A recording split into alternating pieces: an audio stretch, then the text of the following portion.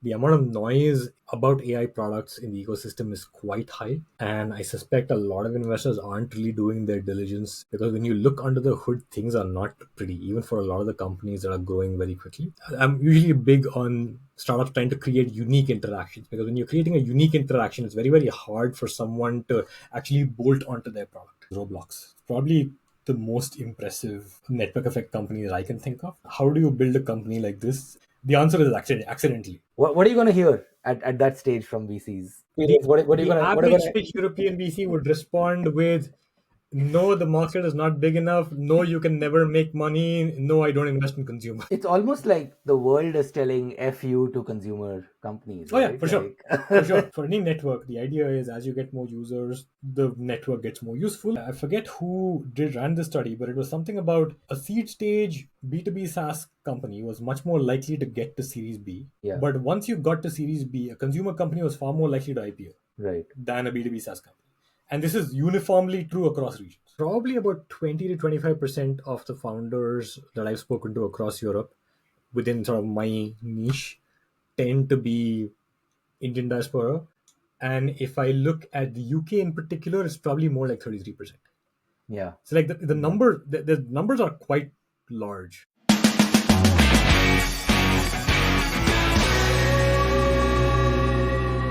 Hey everyone, welcome to another episode of the Svagat Show. I'm so excited for my guest Samir. I've heard so much about him from the ecosystem here in Europe and always wanted to catch up. Hey Rishabh, thank you for having me. Absolutely. When you Google for network effects, your name comes up. Obviously, you've had an incredible journey through App Annie as an active angel investor, as a practitioner and thought leader in the network effect space, and now you even teach a course on Reforge. So I was going through some of your recent content, and one of the things that you've been talking a lot about and are very, very keen on is this whole concept of an AI enabled marketplace. So can you just share with the audience what the high level premise is and where you stand on that? Sure. I'll start by defining what an AI enabled marketplace is not, which I think people sometimes get confused by. If your supply is AI, if a user is just interacting with AI, like that is not an AI enabled marketplace. A marketplace is meant to enable an interaction, a transaction between a buyer and a seller, two specific people, and AI is effectively mediating that transaction or making that transaction happen. It would not happen without it. So generally speaking, what AI would do in these cases is identifying points of friction in a real world transaction or a potential transaction and streamlining it and effectively solving a problem in a way that creates a new interaction, new transaction. Effectively what you're doing is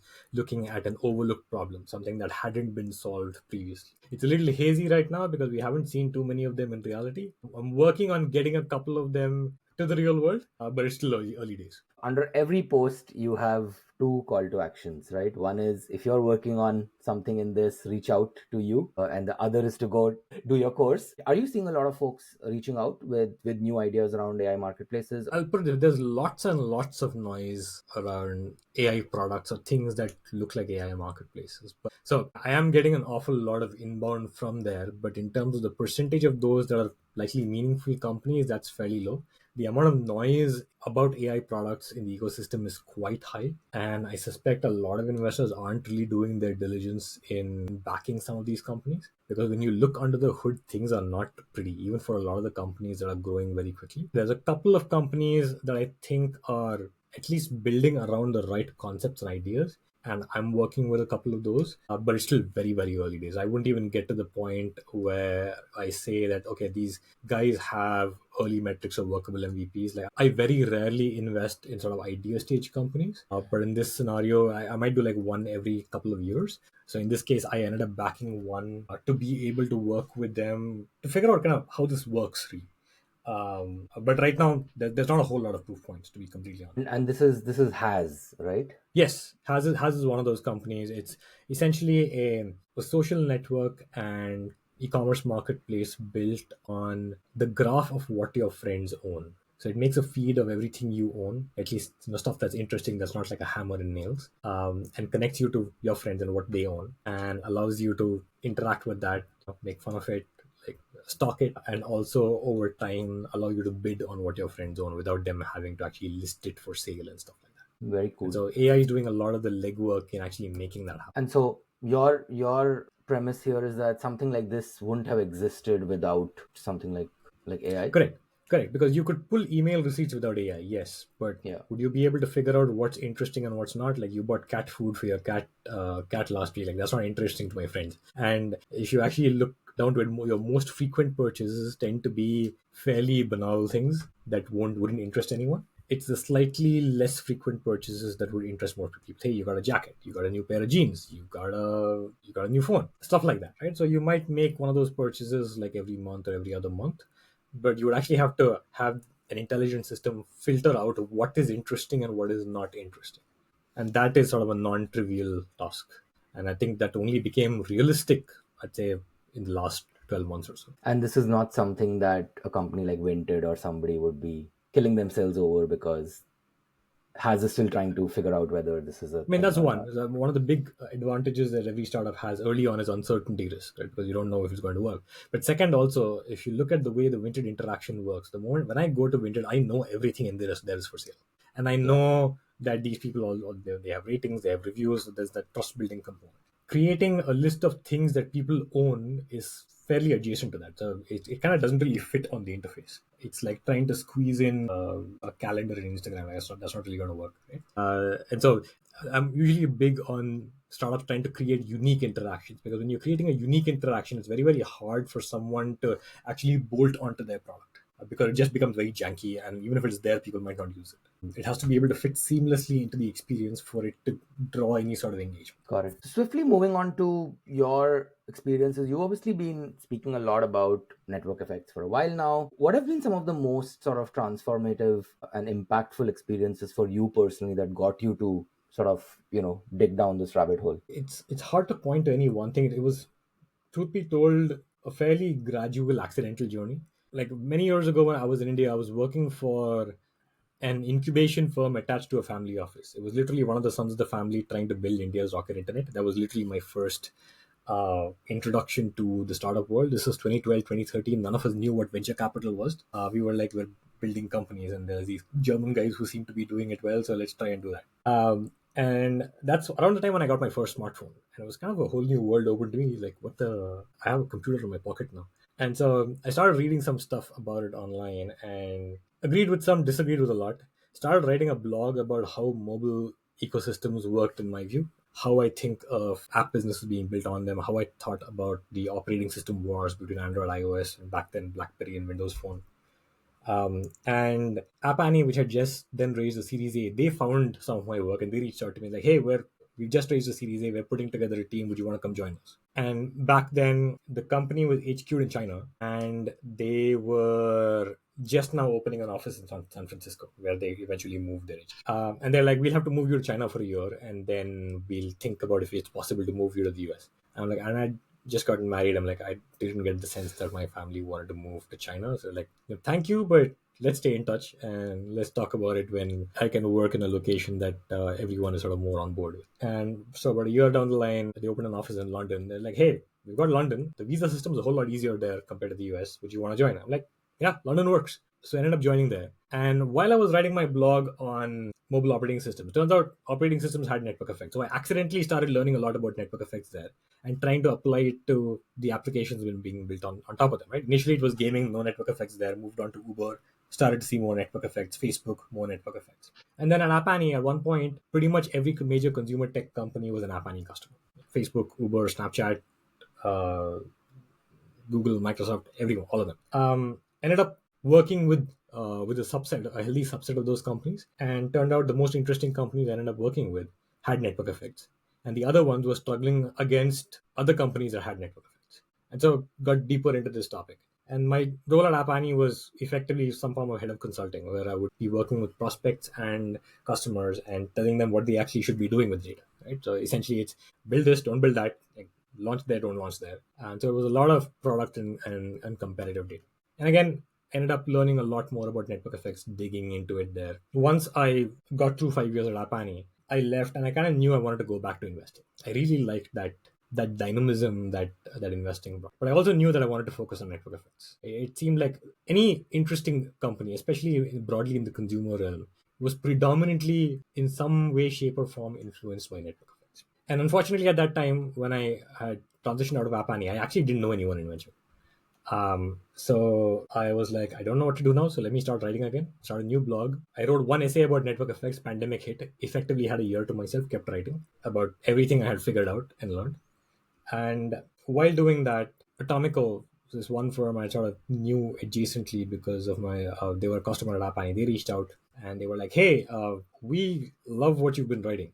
Would you mind coming and presenting some of this to us? Our team would like to learn more about it. I was like, sure, I don't have anything better to do. So I had an hour and a half presentation with the entire firm there. And after that, they said, hey, first time we had a presentation this long and no one left. Do you want some money to invest? And I'm like, yeah, sure, please. And so they add me to the Atomico Angel Program, and I started investing in network effect companies. And I was already getting some deal flow because of what I was writing. People were referring companies to me. People were founders were reaching out. I just didn't have money back then, and now that problem was solved. So that was my long accidental journey of how I fell backwards into what I'm doing right That's awesome. And on that point, right? Are there businesses that people think have network effects but actually don't? Like, are there like popular examples where everybody's like, yeah, of course that's got network effects? Like, I know you mentioned gaming. My God, the list is extremely long. Especially the list of failed companies is extremely long. So if you were to just look at the list of extremely popular failed companies from the last 2 3 years, famous example is Cazoo, uh, where the way the business worked is, hey, they buy used cars and then they sell those used cars later. It was a car reselling business, right? People went, oh, it's a marketplace. It's not a marketplace. A marketplace connects buyers with sellers. In this case, you're buying inventory and you're selling inventory. So how are you different from any other car dealer except the fact that you have a website? I mean, sure, you have more uh, technology executives, but that doesn't necessarily mean the product is fundamentally different. Same thing with all these 10-minute grocery delivery companies that popped up all of a sudden in 2021, right? Like, ooh, new wave of marketplaces. But again, a marketplace connects supply with demand. What these companies did is they would rent or purchase a dark store on a location. They would go buy a bunch of inventory and house it in that dark store, and someone would order it and they would go and deliver it. Why is that different from Tesco or Walmart or Sainsbury's? They have an app. Those guys have an app too. Sure, these guys are a little better at operating the app and they have drivers. That doesn't give them network effects. They're carrying their own inventory. And Hopin is one of the category of companies that has virality but does not have network effects. Virality meaning you share the product in process of using it. In order to use it, you have to share it. So if I sign up for creating an event on Hopin, I have to invite people to it, thereby making them aware of Hopin as well. And some of them might have their own events later, so they might also sign up and go and invite their attendees, right? So that's virality. They're spreading the word about the process, about the product and process of using it. But me signing up to become a hop-in event organizer has no impact on the attendee of a different event. There is no impact on product utility. In order to have a network effect, adoption needs to increase product utility. That is not happening there.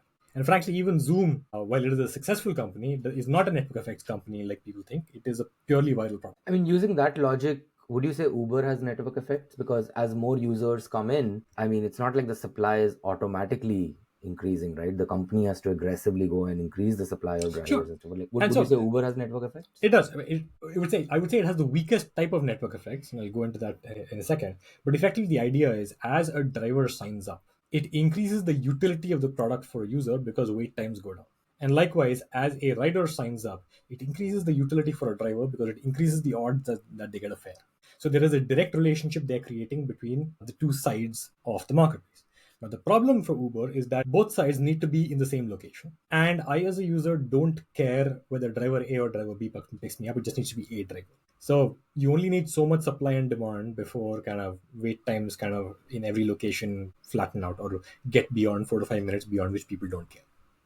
Right. And so that makes it pretty commoditized. It makes it vulnerable to competition, at least at a location level. It also makes it very expensive to scale because you have to keep bootstrapping it in every single market again and again and again and again. And so that's why Uber had to have such a huge capital cannon, whereas Airbnb did not. And so Airbnb was far more capital efficient than Uber, just had a way stronger network effects. So it does have network effects, but they are the weak variety. So if you look at Uber, Airbnb may be different, but like I don't know, like you tell me, but a lot of these companies start off with one market and then they sort of try to replicate that in different parts of the world. So this whole localization angle, as opposed to something like Facebook, which is just like global from day one, right? Like, are there cases where something might have a network effect at a local level, but then as they start thinking of global expansion, there are certain things they have to keep in mind? Is that something that you end up looking It at? depends on the interaction in each case, right? So if the interaction relies on creating connections or communication of some sort between two people in the same location, then you have a problem because you have to bootstrap the location, the network in every location. So next door is an example, right? You bootstrap one neighborhood, then the next neighborhood, then the next neighborhood, then the next neighborhood. And it was so difficult for them, they would basically just bombard every neighborhood with flyers and hope enough people in that neighborhood sign up. And then they go do that the same thing in the next neighborhood. So for those types of truly hyper-local networks, whether it's a marketplace like Uber or a network like Nextdoor, like that's pretty hard. However, if the interaction does not require two people to be in the same location, it's a whole lot easier. So, like you use the example of Facebook. Facebook actually did start out locally. The product was not did not was not required to be local, but it started out as a student directory. And so if it's a student directory, you have to have other people on campus, right? So they basically onboarded everyone on campus, then on the next campus, and on the next campus. Then eventually realized we can just connect all these people together because people know folks in other campuses as well. Your friends are not all going to be in the same university. Your family for sure is not going to be in the same university. So people have connections all over the place. And that's what made Facebook somewhat cross-border. I call those sort of bridge networks, where you are connected to someone who has a connection in a different location, and they might have more connections there.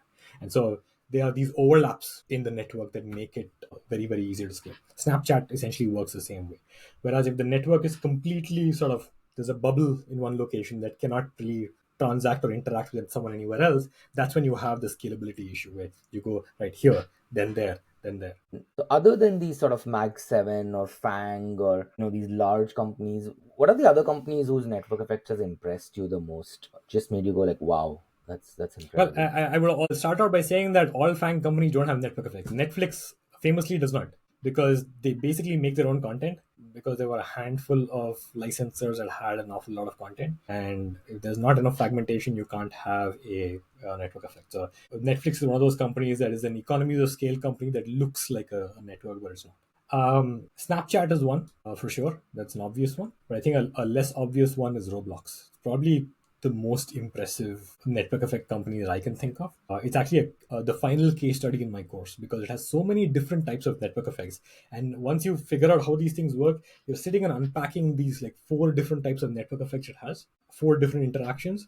Like it has what I would call a platform, a social network, two different marketplaces. It's quite impressive what they've managed to build. Like getting a company like that off the ground is immensely hard, but once you do, it's so incredibly durable. People don't appreciate it enough.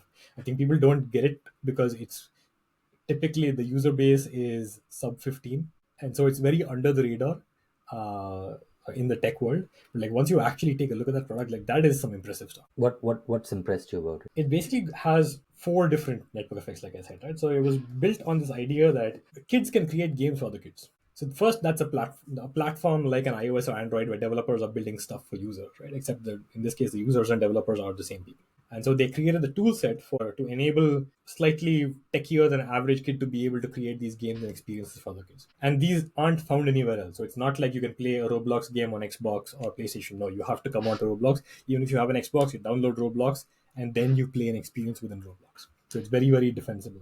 Second But like is Minecraft had done something like that, right, in the past. no, because Minecraft is more of a multiplayer game. It's not dramatically different. People are sort of building stuff in it, but you're not necessarily creating games for other people. So Hmm. in on Roblox, there it almost looks like an app store, Right, and there's right. so the experiences are so diverse there that it's pretty impressive. Second, within each experience, you actually kind of have a social network. So you can add friends on Roblox, and it's a mutual opt-in. And if you have added friends, you can actually play with them. So that's a second layer of a network effect on it. There's a social network built on top. And then there's of course a marketplace for you to buy stuff. You want to buy pants for your character, you want to buy a hat, a sword, whatever, all of that. There's a marketplace for that. But if you're a creator, if you're building for Roblox, if you want to buy 3D assets already instead of building them from scratch, you can go buy them from people who've already created them. So it's like that's an entirely different network effect there. So there's one between creators and users, another one between creators and users, and one between users. The nature of those connections, it's so comprehensive. It's very, very elegantly done. Which gets me to think, right? How does one start a company like that? The reason I'm asking is because like when I look at especially from a European context, right? I know when we were catching up last week, we were discussing that how does one start a consumer company in Europe? Who is funding it? because all the institutional guys seem to look for certain metrics or certain aha moments, versus, like, for example, in B2B enterprise, the world that I come from, you could raise money on a deck, or you could Yeah, raise for sure. money, just basis the background of the founders and some unique insight, and then sell a dream, and then we'll see what happens, right? Like, and there's a range to how much you can raise, right?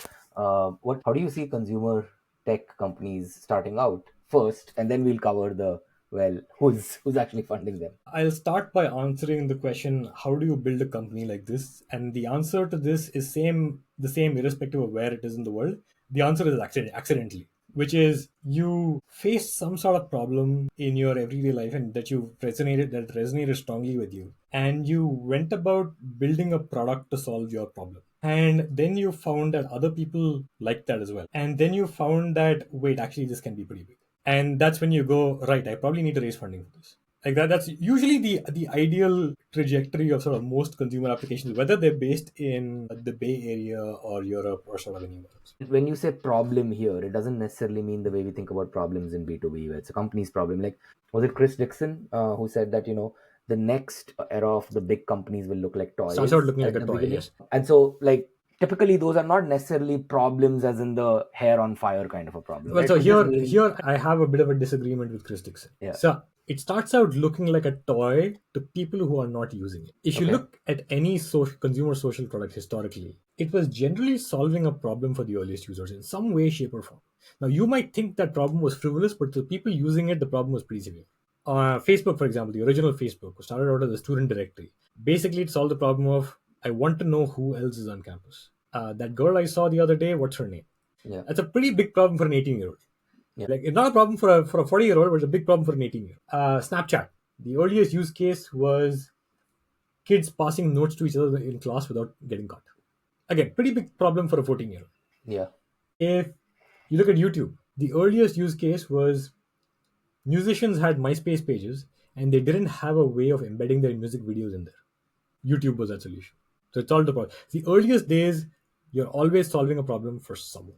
If you're Mm-hmm. not solving a problem for anyone, you need to go back and look at Square. And so, and this is what I'm talking about. What your personal experience is. What's your personal relationship with the problem? Like, why are you building this specific product?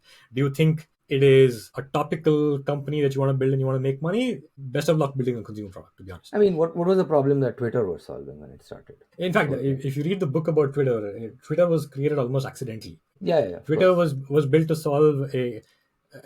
Twitter was originally created as a podcasting company, which Podcasting, didn't yeah. work, right? And Jack Dorsey, who was an engineer back then, ended up creating this thing called Status, where I wanted to figure out what my friends were thinking. And he wanted to let his friends know what he was thinking. He explained that problem fairly elegantly in that book. There was no way of doing that. And especially if you want to inform multiple friends at the same time, it was kind of hard to send a group spam SMS back then, right? That was the problem kind of it was solving, and it gradually iterated to become what it is today. Hmm. So every company kind of has a story of solving a problem for a narrow audience in the very beginning. And even in my portfolio, how about is a social calendar? The reason the founder started the company was because once they left college and they got their first jobs, they couldn't find time to meet each other. And every time they tried to do this through a group chat, it was a pain in the ass. So they were like, screw this, there needs to be a better way. And like the screw this, there needs to be a better way. It tends to be the seed of the vast majority of consumer companies in some way, shape. Yeah.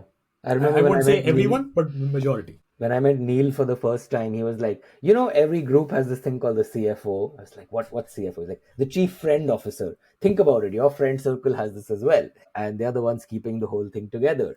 We built this whole thing to, enable a group of friends to be able to coordinate things. I was just blown away when I first heard about it. Yeah, it's these insights that like the average person would never come up with, but really that always becomes the seed of the next great consumer company. Yeah. So, okay, you've stumbled upon a problem and, you're probably like, hey, I think this could be interesting. Or I don't know, maybe I'm on to something. I probably, need to raise some money. And you go talk to a bunch of VCs. What are you going to hear at that stage from VCs? From On your experience, what are you the going to, average rich European VC would respond with, "No, the market is not big enough. No, you can never make money. No, I don't invest in consumer." yeah. Or, hey, the PMF forget about it. Like, what are the early signals? And like, it's just it's very interesting. So yeah. So what do founders do, or what have you seen? Because you've invested in a bunch of consumer companies. How do So they go again, about it? I'll answer this two ways: one from the founder's point of view, and one from my point of view as an investor. Right. Yeah. So from the founder's point of view, try not to reach out to VCs for your first raise unless you worked for some big brand name unicorn, or the VC has funded some company you worked for. Like if you're raising for consumer, it's probably not the right place to start. And I'll caveat this by saying there's a subset of founders kind of have a bit of a reality distortion field, even at that early stage. And irrespective of whether the company is viable, they can go raise money from VCs. But for the vast majority of founders, start with angels who have backed consumer products before. You're probably going to have more luck there at the earlier stages. And frankly, like that's not even a stage that I would invest in. When you're essentially, you might have a concept, you might have like a closed beta or something. But try and identify these angels, and this is the long, hard slog. You're probably going to be doing a lot of Crunchbase and LinkedIn research to figure out who these people are. Look up previous funding rounds and pick up names here and there and ask them for who else they think invests in this space. So that is I would say probably the hardest part of the fundraising journey, figuring out who your earliest angels are. It's almost like the world is telling F you to consumer companies, Oh yeah, right? for sure, Like, for sure. like why Like would you need to even have even like even when you look at YC, right? I think they have a bias towards B2B. It's just incredibly hard, that initial sort of yep. first believers. And it is incredibly hard. I'll put it this way: building a consumer product requires, I think, far more resilience than any other kind of product.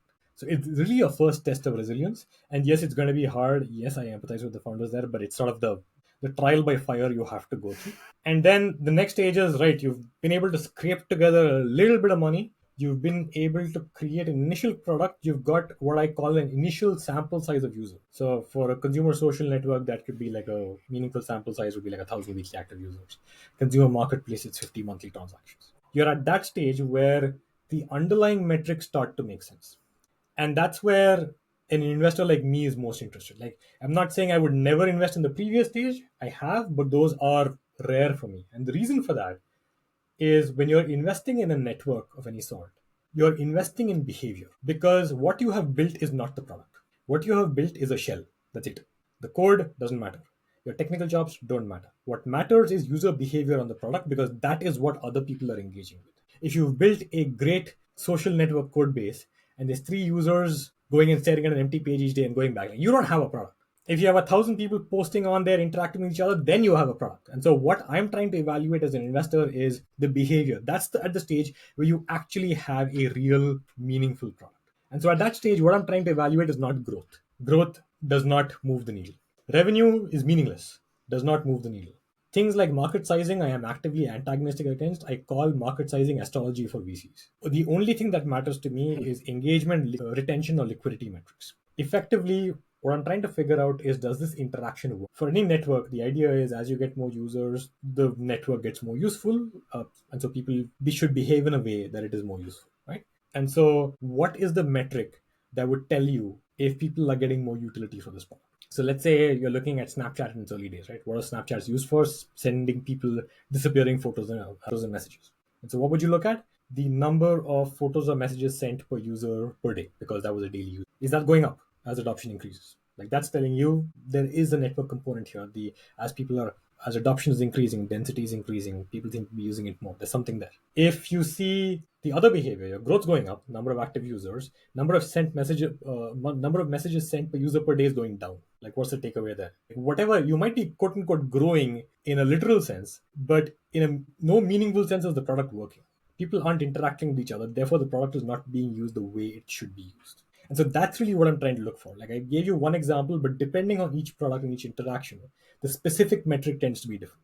And I can guarantee you that the vast majority of VCs in Europe are not looking at those. What are they looking at? Most people are looking at growth, and at seed stage, growth does not really make a difference. It does not matter. Like at Series A, once you get to Series A, sort of seed plus, yes, growth starts to matter, because at that point you've proved out the product works. Now you need to prove out enough people want this. Like that's a different level of de-risking. But at seed, that's not what you're trying to de-risk. At seed, you're trying to figure out if this product has the ingredients to scale. Right? So And so the metrics could be, if I were to be more specific, if it's a high frequency marketplace like an Uber, number of transactions per user, is that going up over time? If it's a low frequency marketplace like an Airbnb, the search to fill in the utilization rate. percentage of users who open the marketplace and make a purchase, is that going up? The percentage of supply that's being sold in every period, is that going up? So it's those metrics that tell you the story of whether this interaction is working. You said that most of the VCs, especially in Europe, are like they would probably rank growth higher than some of this stuff, and many of them are not even looking at it. What do you think the reason for that is? Is it because there might be generalists who've not spent enough time evaluating, so they're spread too thin, or is it that they know it but they just don't care? They're like, growth is. It's the first. Like, there's very, very few VCs who have heard of what a search to fill is. There's a handful, and the ones who've seen it probably don't know exactly how to measure it, how to use it. If you look at the vast majority of what the average VC looks at, it's B2B SaaS product, and they go, okay, ARR is growing, right? And so effectively what you're looking for is, right, growth is good. But what indicates product market fit on a B2B SaaS product, a single player B2B SaaS product, is not what indicates product market fit on a multiplayer consumer network. And I think that first principles thinking is something that is lacking on average in VC in general, and Europe, in consumer investing in Europe in particular. Yeah, one would say that you see a lot more consumer apps coming out of India. Like when you just look at how much, I mean, obviously it makes sense given that you have many more people and stuff like that. But like I just look at companies like, AstroTalk, for example, right? Like it's just like ridiculous how it's grown, and just the number of localized sort of social networks and stuff like that. And many of them might not work, right? But I just see a lot more consumer tech activity happening. I think it also helps the fact that because the local market is so specific in India and China as well, it is sometimes hard for overseas companies to break into every niche. So, for example, a Snapchat could break into urban India. Is it going to break into tier three India? Not necessarily to the same degree, right? Especially given sort of the limitations that you have on the hardware front. And so it's always hard. And so there's always room for localized networks to pop up there. Of course, there's different challenges there, like how do you monetize like some of those subsegments in India, and like the same for China as well. So you have a different set of questions to answer. But I think also because of that, you almost have an ecosystem that is trained to look at these things. Whereas in Europe, because we've seen so many B2B SaaS companies come out, and on average, the volume of those companies is always going to be higher. You have less people trained on how to spot actual consumer products. So it's not like the talent is not there. I won't even say the products are not there. Like I've seen some solid consumer social products come out of Europe. It's just that I think the VC ecosystem has slightly lagged behind founders. Which are the and this is again at the earliest stages, right? Pre-seed, seed, not Series A and above. But at those stages, what are some of the firms that you've been impressed by that you think founders should be considering? Obviously, SpeedInvest being one.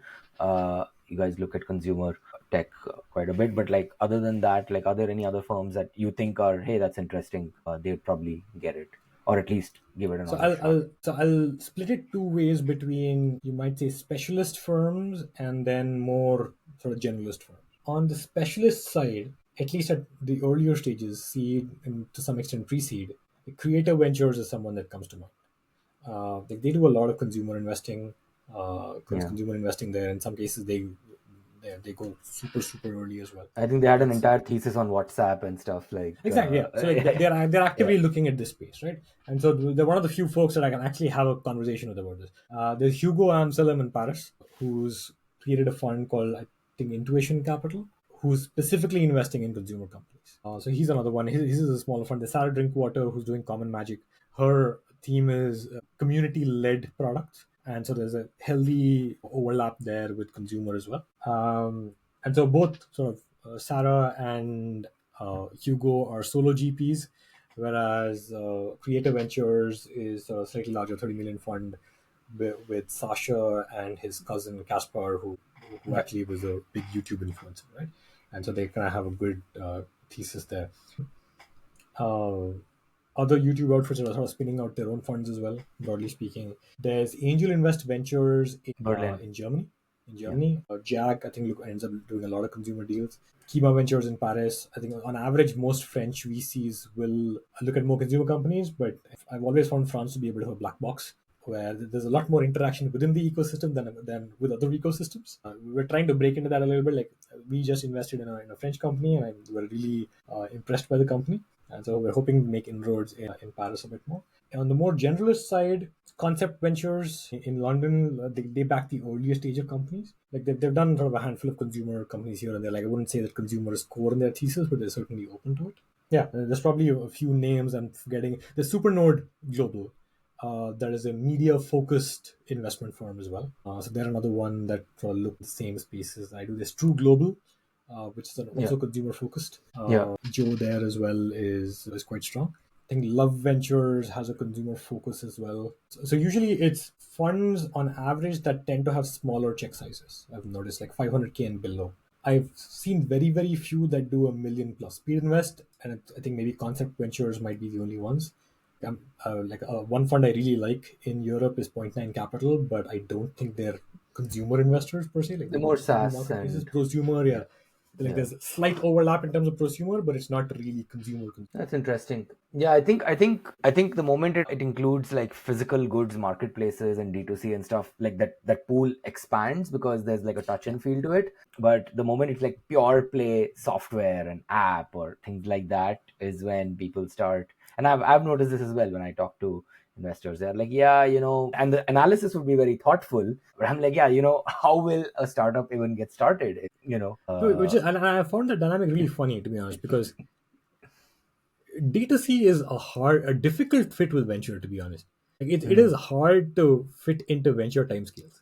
Yeah, and I'm not saying you can't build big D2C companies. We have seen big D2C Of companies, course. but that does seem much more like you need to kind of fit into the private equity bucket more so than the venture bucket. Like raising every 18 months for a D2C company is going to be hard. And likewise, if you put in this whole operational complexity that physical goods involve, maybe it gives you some degree of economies of scale in some narrow cases, but in more cases, it just creates operational overhead where you need more capital to be able to deal. And these are variable costs, right? It's not necessarily like fixed cost. A warehouse is not a fixed cost. You will keep paying for it as long as you have goods to ship here and there. Get the logic that those businesses are somehow more venture scale. If anything, they are less venture scale. Whereas software, provided you have defensibility, which I will harp on with every single founder, if you have structural defensibility as a pure software company, that is like the most clear cut venture case you can imagine. Yeah. Yeah. How do you value consumer tech companies in software B2B? At some point, ARR numbers come into play. In marketplaces, you have GMV, repeat, blah blah blah, right? Consumer tech companies may or may not move down revenue. In fact, they delay revenue a lot of times until at some point an ad network comes up. Yeah. At least in the earlier class of companies, how does one value these companies? I'll Is it start by is it saying pulled this. out I of the think, ass or like? I mean, I firmly believe that all venture valuations are pulled out of the ass. Like, I don't even believe this is the case for B2B companies necessarily. Like if you see quote unquote B2B SaaS valuations and B2B SaaS Yeah. valuations that have an AI component, it's like a massive gap there. So it's pretty much just how much does the founder want to raise, how much dilution is he willing to give up, and how much dilution does the VC want. It's pretty much just that. I can pretend that it's more sophisticated than that, but it's not. And to be honest, I think this is the case until you get to like Series B. Like even Yeah. Series A effectively is a vibes valuation. It is just Vibes market valuation. I standards. love Yeah, it. like a fund has raised funding, and this is the fund model that they invest these tickets, and this is their ownership, and this is the universe of funds that have those tickets and that ownership. And so, as a founder, you're talking to all of them, figuring out which one you like best between terms and the fund itself, right? So that's Yeah. pretty much it, to be honest. I think sometimes we like to ascribe metrics where there really is nothing there underlying them. And so often you will see companies getting invested in a series A and you go, oh, look at that multiple. And historically, if you look at what that fund's back, that multiple is kind of all over the place. There's no real consistent multiple there. Whereas once you get to Series B, Series C, okay, the multiples start to converge a little bit. Because then you're Yeah. kind of heading towards an exit and there is a frame of reference in the public markets there, right? Yeah. That's when, and that's also the stage where you have more meaningful, stable businesses. Like Series B is probably the point where rapidly growing consumer companies would start to generate revenue. Yeah. Yeah. Though, don't you think it's interesting that there's a higher likelihood once these companies have started of creating global companies in consumer from Europe than it is with B2B? Because with B2B, you need to figure out cross border, have a team, be close to the market, and all that stuff. Versus with consumer, you could potentially get a Spotify or the likes. I mean, there's actually data about this. I forget who did ran the study, but it was something about a seed stage B2B SaaS company was much more likely to get to Series B. Yeah. But once you got to Series B, a consumer company was far more likely to IPO Right. than a B2B SaaS company. And this is uniformly true across regions. And it's just down to the fact that, again, the resilience it takes to build a consumer company. By the time you've gotten to Series B, the company is Yeah. so sound on average. Yeah. Outside of, there's always these random companies that show up in the bubble like gorillas, like excluding those companies, that they are much more likely to go all the way. Now, I won't always say that they are much more likely to go global. That depends on the product. So it's a product like Spotify, like of course that is a global product from day one. It has the potential to go global. So a product like How About had the potential to go global from day one. But for example, if you are a marketplace that is connecting people that are buying and selling something physical, odds are that is more likely to be local because then logistics costs start coming Yeah. into the picture, right? So it depends on the product, but yeah, if it's software only, you're right. It's going to be more likely to be global from day one. Yeah. Yeah.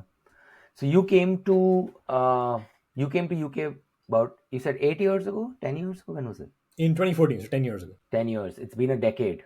And you came. Did you come from Hyderabad, or where Yeah, in India so was it? it directly moves. I was living in Hyderabad for a couple of years. Yeah. I'd moved back there before heading to London. Awesome. That's another point that's common between both of us. Growing up in Hyderabad, incredible city, somehow has not lived up to its potential given the raw materials that it has. Obviously, a huge number of colleges, a lot of founders that have come. In fact, like the school that you went to in Hyderabad obviously has produced Satya Nadella and bunch of these guys, right? Including Harsha Bogle from the cricket world, Shantanu Narayan. And so, like, over the last decade that you've been here, one of the things that we end up, discussing a lot on the show is just the rise of the Indian diaspora in Europe, specifically UK. What have you noticed over the last decade? Because I remember when I graduated from university in 2012, and everyone that I knew who was going to UK was either going for the MIM programs in places like London Business School and HEC. They were like, we want to get into McKinsey, and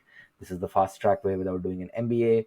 Or they were coming for masters to finish and then eventually go to the US. Or they were like, all the people that I knew, seniors who were working here from university, were all in finance, law, consulting, things like that.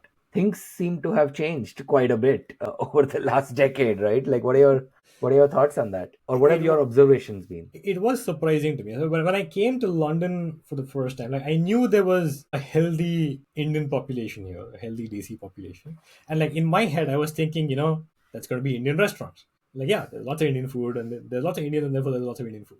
I never made the connection between Indians and tech in Europe. Yep.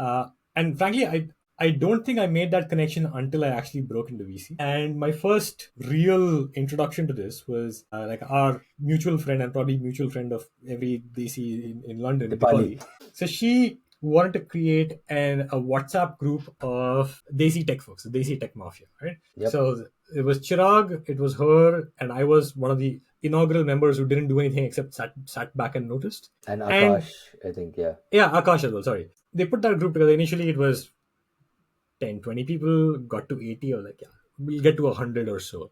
And Yeah. within weeks, it was like 400, 500. I'm like, I had no idea there was these many Indians working in the startup ecosystem. And this is all startup adjacent, VC Yep. Yep. adjacent ecosystem to the extent that we even had a VC offshoot of it, the Desi VC mafia. And when I went to some of these events, like the amount of talent in these groups is pretty insane, and it was sort of flabbergasting to me. And part of it is just the urban Indian population is large, and India tends to over-index on STEM, especially the folks that go abroad. And so mathematically, it sort of makes sense to me.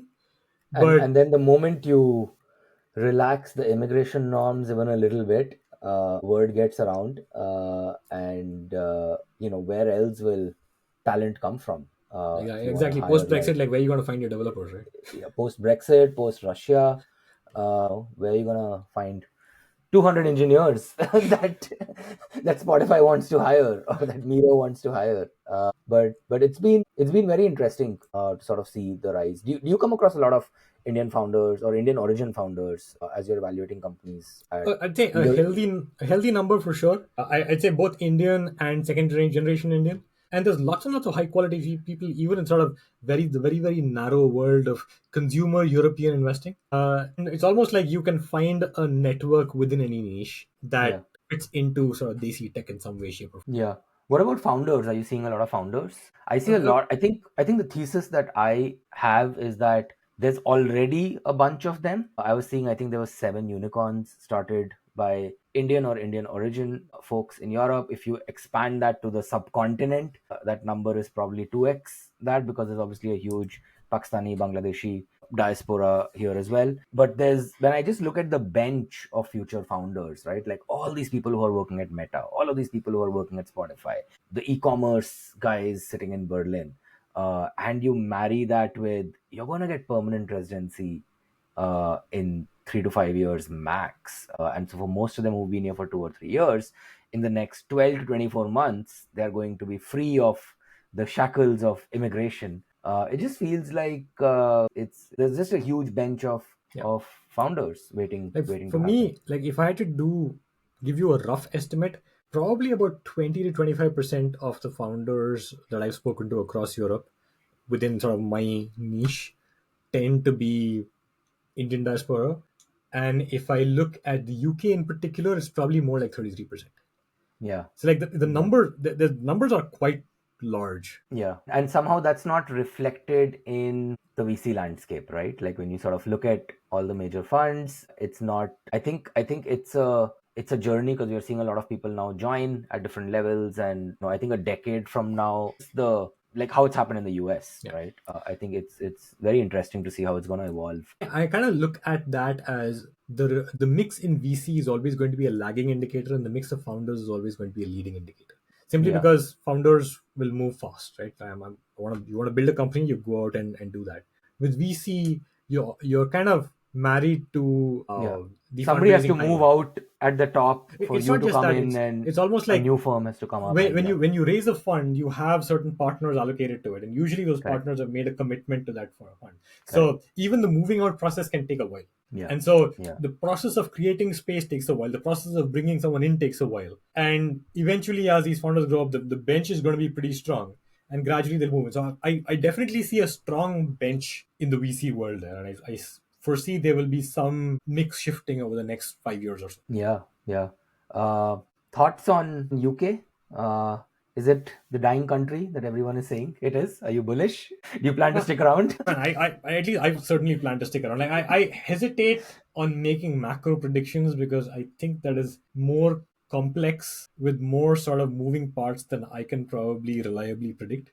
But broadly, if I had to look at my point of view as a Indian immigrating to a different country, like what do you want? You want ideally somewhere where you can assimilate quite well, meaning the culture is accepting of immigrants, which at least London certainly is. You want some place which is metropolitan, which again London really is. You want a place where you can have a good quality of life. So not have 40-degree weather like Dubai throughout the year. And London, I think by and large gives you that. Yes, January and February are a little depressing. July gets a little too warm. Hey But other Samir, than that, I'm gonna call you out. That sounds like BS, dude. Nobody's gonna agree on that point. But okay, fair. Let's go with that. You're like saying, yeah, you know what? London is great on weather. Like, hey man, sure, I okay, grew up in 45-degree summers, man. That's my baseline. It's like if it's better than a 45-degree summer, like this is I can work with this. sure, okay, Um, and like you're looking for something, at least in my world, that is deeply connected to the global startup world. And if you look at the number of cities in the world that probably meet that benchmark, of course you have the Bay Area, you have New York, maybe you can say Austin and some of those places. You have London, you have Paris, and after that, you're probably Bangalore, looking at man, constellation. Bangalore. I mean, You have yes, but Bangalore. Bangalore is a very local ecosystem, right? It's not a Yeah, truly international ecosystem. yeah. And like you could say Singapore, for example, but even that is Singapore, yeah, largely Southeast Asia. Like you yeah, don't have a ton of international companies that have come out of it. And so the number of choices that you actually end up with is pretty small. It's really just London, New York, and San Francisco. Like San Francisco, great place to live. Great place to build a company. Super expensive, and the city is not necessarily the great place. Like I visited there quite a bit of late, and there's some problems there, and I hope those get fixed and the city goes back to being great. New York, great city, super expensive, and then you have London. So when you compare New York and London, yes, yeah, you can make a good argument for New York. London, I think, has a more friendly immigration system, and so it seems like the choice is obvious. If I move from London to another city in Europe, it feels like I would be sacrificing something. Yes, the city would probably be a bit cheaper. Maybe the weather would be better, although I don't really see how most Northern European cities are dramatically better than London weather-wise. Like maybe Lisbon would be better, but I'm sacrificing on an awful lot career-wise to go to Lisbon, right? And so there are not really a whole lot of international startup cities out there. And so sometimes I think people forget that about London. And yes, there's the UK argument, there's the London argument. I'm making the London argument. Like I don't know enough to make the UK argument. Yeah, no, absolutely. I agree. I think it's extremely. I would probably go a step further and say it's probably the most diverse city in the world. If not, it's pretty close to be. Yeah, absolutely. Thanks, Amir. It was great, great chatting. Had a wonderful time. Learned so much, and look forward to seeing the incredible things that you're doing. And folks who are seeing, do check out Samir's website. It's at Breadcrumb.vc. Check out his course on Reforge, and if you're building an interesting company, reach out to him and check if he's got money to invest. Thanks a lot, Samir. Thanks, Rishabh.